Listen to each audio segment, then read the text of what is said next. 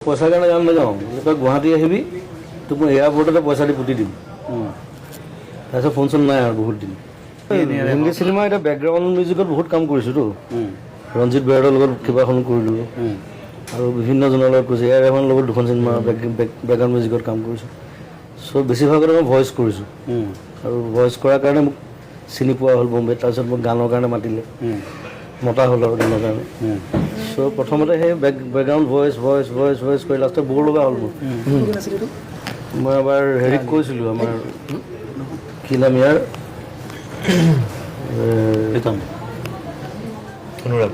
নাই নাই মিউজিক ডাইৰেক্টৰটো যে তেৰা সুৰুৰ গাইছে কি নাম হিমেশ ৰেশমি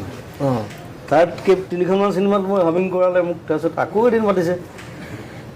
পুনে যাবলৈ ওলাইছোঁ মই সেইদিনা আমি গোটেইবোৰ তাৰপিছত মই ক'লোঁ মই হামিং গাবলৈ নাযাওঁ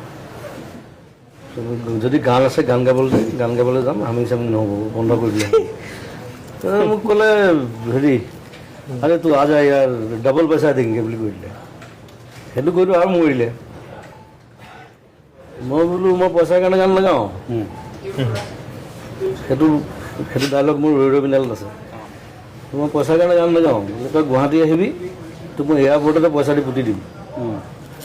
তাৰপিছত ফোন চোন নাই আৰু বহুত দিন তাৰপিছত সি মোক গান গাবলৈ মাতিছে